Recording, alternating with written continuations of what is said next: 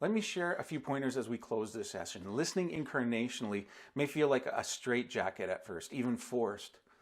But remember, these guidelines are like the training wheels of a bike.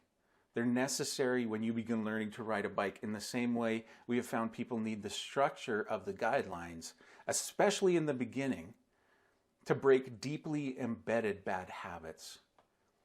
Remember, we're seeking to change our way of speaking and listening. And that goes back hundreds of years. Doing it poorly is in our bones. And sadly, we as the Church of Jesus are not known for being great listeners. Imagine people saying those Christians are amazing listeners. Finally, this skill of incarnational listening requires great character and maturity, especially when another person is saying something we disagree with or something negative about us. So I would invite you to see it as a great tool in the hands of God to mature us, to help us drop our defenses and become more open and approachable. But it's not easy. Set aside time every week to practice around this simple question: what is the biggest thing impacting you, and how are you feeling about it?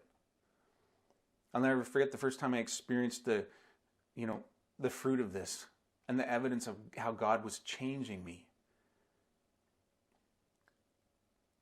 When I was first able to express what I was concerned about and how I was feeling about it to Lisa, it was so freeing. And she knew I didn't really want her opinion on it.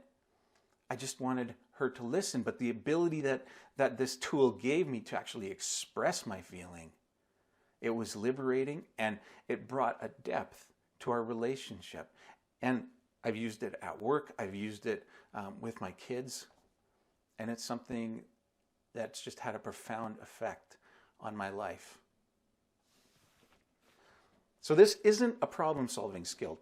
To fight cleanly, as the 8th and final skill you'll learn in that course, the greatest gift we can give the world is to love people in the name of Jesus. And make no mistake, that requires listening.